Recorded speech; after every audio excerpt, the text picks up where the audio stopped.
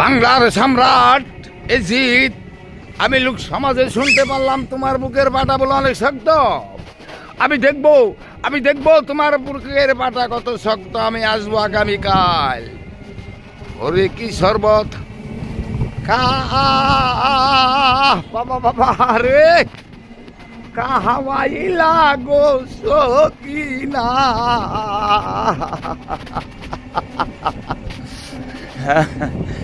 আমার অন্তর যায় লিয়া রে দারুণ